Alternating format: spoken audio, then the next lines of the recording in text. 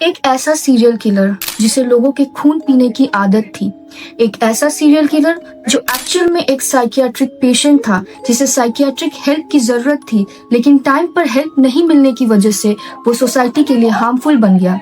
एक ऐसा serial killer जिसे वैम्पायर ऑफ सैक्रामेंटो का नाम दिया गया। आज हम बात करने वाले हैं उसी सीरियल किलर के बारे में जिसका नाम है रिचर्ड चेज।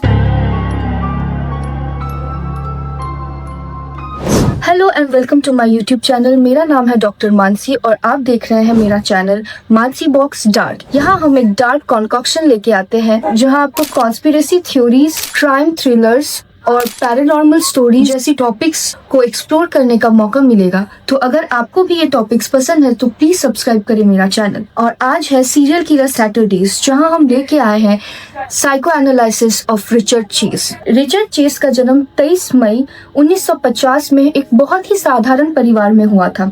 उसकी एक छोटी बहन भी थी और उसके माँ बाप बहुत ही मिडिल क्लास फैमिली से बिलोंग करते थे। उसके पापा उसकी छोटी बहन और उसको मारा करते थे। रिचर्ड चेज का बचपन नॉर्मल बच्चों की तरह ही बीता था, बस फर्क इतना था कि वो एक ब्रोकन फैमिली में बड़ा हुआ था। रिचर्ड चेज की माँ बियाट्रिस को लगता था कि उसका हस्बैंड उस पे चीट कर रहा है और उसे कभी भी पॉइजन कर सकता है। इसी वजह से वो एटलीस्ट 2 इंस्टेंसेस में साइकियाट्रिस्ट के पास हेल्प लेने गई थी। रिचर्ड चेज के माँ बाप कुछ समय के लिए अलग भी हो गए थे, लेकिन बाद में उन्होंने फिर रिकॉन्सिलेशन किया। रिचर्ड का बचपन बाकी बच्चों की तरह बिल्कुल नॉर्मल ही था। इनफैक्ट एक इंस्टेंस पे उसके बर्थडे पार्टी पर 60 से ज्यादा बच्चे आए थे। इससे हम पता लगा सकते हैं कि Richard was quite popular in school.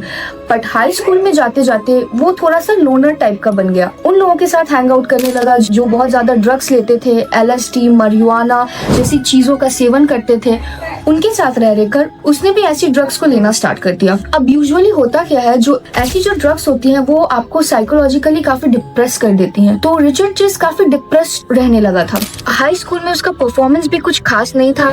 IQ उसका सिर्फ 95 था। इसी से हम अंदाजा लगा सकते हैं दैट एवरेज IQ 110 होता है। He only had 95, which means he was not the most brightest of person. School में भी उसके C, D, F ऐसे ग्रेड्स आते थे। पढ़ाई लिखाई में उसको कोई मन नहीं था। सारा टाइम अपने फ्रेंड्स के साथ भंड रहता था एंड ड्रग्स लेते रहता था। एंड इसकी वजह से ही स्टार्टेड गेटिंग दीज हैलुसिनेशंस। अब साइकोलॉजी में एक टर्म है मैकडोनल्ड्स ट्रायड, जिस अकॉर्डिंग अगर आप ये 3 चीजें एग्जिबिट कर रहे हो तो आप एक साइकोपैथ हो सकते हो। एंड रिचर्ड चेज वो तीनों में से तीनों क्वालिटीज एग्जिबिट करता था, व्हिच इज बेड वेटिंग। वो बिस्तर पे ही सुसु कर दिया करता था। He did not have the ability to control. Second is animal killings. वो काफी बचपन से 10 बरस की बाली उम्र से ही उसने जानवरों पर अटैक करना स्टार्ट कर दिया था।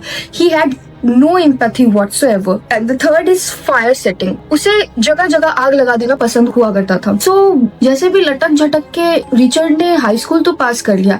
अब वो पहुंचा कॉलेज में उसने सेम तरीके के फ्रेंड्स बनाए, सेम वही ड्रग्स करना, सारा दिन भंड रहना। उसने उसी टाइम 60s के अराउंड अपने पेरेंट्स के घर से मूव आउट किया and he started living with 2 women. And by this time Richard Chase को पता चल चुका था that he is impotent. During sexual intercourses उसको इरेक्शन आती नहीं थी, which used to make him feel very incompetent.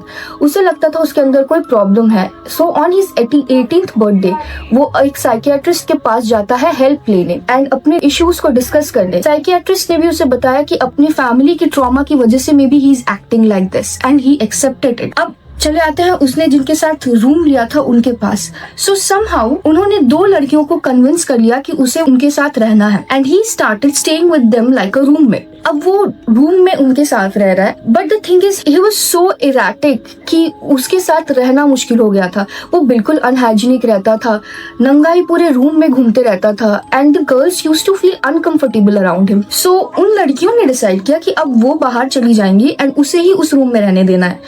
And meanwhile उसका जो रेंट था वो थोड़ा थोड़ा करके उसके पेरेंट्स उसको भेज रहे थे। ऐसा नहीं था कि उसके पेरेंट्स ने उसको बिल्कुल ही एबेंडन कर दिया था, बट जैसा कि अमेरिका में रूल है 18 साल के होते ही आपको धक्के मार के निकाल देते हैं पेरेंट्स कि जाओ जाके अपनी जिंदगी जियो या कुछ कमाओ, दुनिया में नाम करो। बट उसे तो सिर्फ नशे करने थे, तो वो क्या काम करता। उसने कॉलेज भी अपना पूरा करने की कोशिश नहीं की एंड वो इधर उधर काम ढूंढने लगा, बट उसके पागल जैसे बिहेवियर्स की वजह से उसे हर जगह से निकाल दिया जाता था, which is very logical because कोई भी एम्प्लॉयर ऐसे पागल आदमियों को काम नहीं देना चाहता है। उस टाइम उसने कोई साइकोलॉजिकल हेल्प नहीं लिया, बट उसे 1960s के अराउंड marijuana के पोजेशन के लिए अरेस्ट किया गया था। उस टाइम उसे फिर बेल भी मिल गई, लेकिन एक वक्त पर उसने अपनी माँ पर अटैक कर दिया। ऐसे ही गहमा गहमी का सिचुएशन था, माँ और बेटे की लड़ाई हो रही थी और माँ ने धमकी दे दी कि मैं पुलिस को बुला लूंगी। इस बात पर रिचर्ड चेज को बहुत गुस्सा आया। उसने माँ का फोन लिया एंड अपनी माँ पर अटैक किया। इस हेड इंजरी से बेatrice इतना ज्यादा डर गई थी, उन्होंने एक्चुअल में पुलिस को बुलाया। पुलिस रिचर्ड चेज को अरेस्ट भी किया, बट माँ तो माँ होती है ना। उन्होंने इस केस को आगे नहीं बढ़ाया एंड रिचर्ड के पापा ने उसको बेल करवा दी। जेल में रहते हुए रिचर्ड चेज का ये कहना था कि पुलिस ने उसके ऊपर कुछ गैस छोड़ दी है, जिसकी वजह से वो सांस नहीं ले पा रहा है। अब वो पुलिस पर केस कर देगा, बट उसके पापा ने उसे समझाया कि ये सब करने की कोई जरूरत नहीं है बेटा। अब वो अपने पेरेंट्स के साथ मूव इन कर चुका था एंड बेatrice ऑफन उसे अकेले में बड़बड़ करते हुए सुनती थी।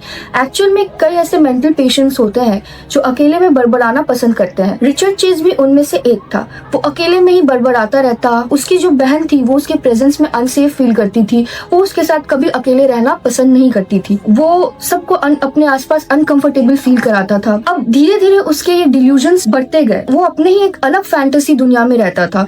उसे लगता था कि उसके अंदर खून की कमी हो रही है, जिसकी वजह से वो रैंडम जानवरों को मार के उनका खून पीने लगता था। एट द सेम टाइम उसे ये लगता था कि उसके स्कल के बोन्स अलग हो रहे हैं and he needs to do something about it. Richard की माँ को समझ आ गया था कि उसे साइकियाट्रिक हेल्प की जरूरत है, इसीलिए उसे बीवर्ली हिल्स के साइकियाट्रिक हॉस्पिटल में ट्रांसफर कर दिया गया। वहाँ वो मेडिकेशंस लेकर वो सारा दिन पड़ा रहता एंड शांत रहता। कुछ दिन बाद उसके बिहेवियर को नॉर्मल समझते हुए डॉक्टर्स ने उसे रिलीज कर दिया। यहीं पर सबसे बड़ी मिस्टेक हुई, क्योंकि डॉक्टर्स को लगा कि he is safe for the society, इसीलिए उसे सोसाइटी में खुला छोड़ दिया गया विदाउट एनी मॉनिटरिंग।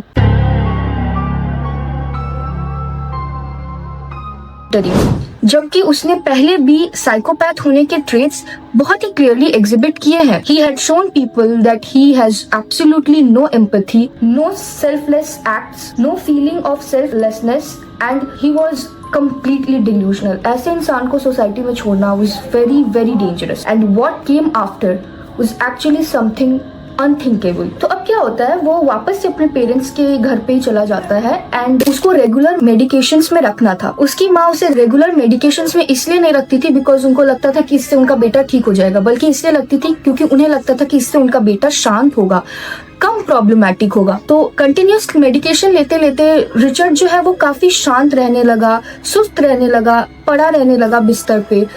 तो उसकी मम्मी को गिल्ट फील होने लगा, तो उन्होंने उसके मेडिकेशंस को रोक दिया। इसी मेडिकेशंस को रोकने की वजह से वो घर से निकलता है, एक गन खरीदता है एंड एक आदमी को दिन दहाड़े शूट कर देता है,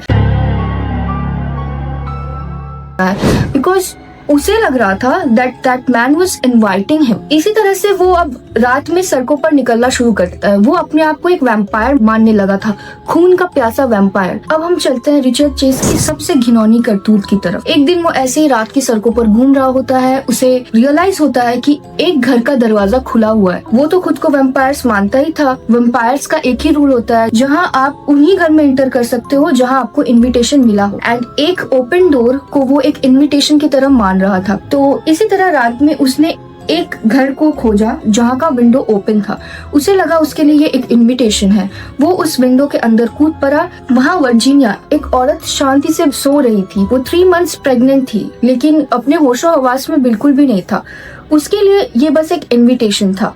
वो उसका गला स्लिट कर देता है, उसको कट करता है एंड उसके मुंह के अंदर डॉग डाल देता है। इनफैक्ट वो उसके डेड बॉडी के साथ कोर्स भी करता है, which is actually very horrifying to think. किसी डेड बॉडी को इस तरीके से कंटामिनेट करना सीम्स वेरी हॉरिबल। तो अब जाकर इतने घिनौने क्राइम होने के बाद पुलिस की आंखें खुलती है एंड रिचर्ड चेज को अरेस्ट किया जाता है। अरेस्ट के टाइम पर भी he was a mental patient. ऐसे ये एक रूल है कि अगर कोई पेशेंट मेंटली इल है तो उसे जेल में नहीं रख के साइकियाट्रिक वार्ड में रखा जाता है।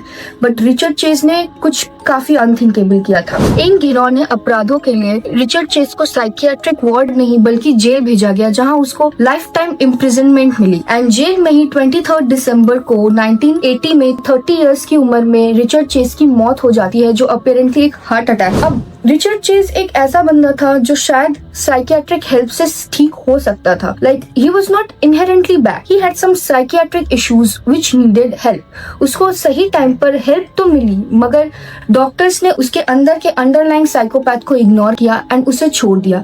उसकी माँ ने भी ये जानते हुए कि उसका बेटा हार्मफुल हो सकता है, उसे मेडिकेशंस देना बंद कर दिया। उसके पापा ने उसकी बेल करा दी जब उसने अपनी खुद की माँ पर अटैक किया था। तो ये सब हमें सोचने पे मजबूर कर देता है कि क्या रिचर्ड चेज एक्चुअली में एक सीरियल किलर था या वो उन सर्कमस्टेंसेस का खुद एक विक्टिम था जिसने उसे ऐसा बनाया। मेरा मकसद उसके एक्ट्स को जस्टिफाई करने का बिल्कुल भी नहीं है या किसी भी विक्टिम के दर्द को कम करने का नहीं है। जो उसने काम किया बहुत ही घिनौना काम किया, बट माय पॉइंट इज उन विक्टिम्स की जान बच सकती थी अगर रिचर्ड चेज को पहले ही साइकियाट्रिक हेल्प मिल जाता। इसीलिए अगर आप अपने आसपास ऐसे किसी भी इंसान को देखें जो आपको लगता है साइकियाट्रिक हेल्प की नीड रखता है, आप उसे इमीडिएट किसी अच्छे साइकियाट्रिस्ट के पास लेके जाएं एंड उसका इलाज करवाएं, because prevention is better than cure. इसी के साथ मैं अपना वीडियो खत्म करती हूँ। Thank you and have a nice day ahead.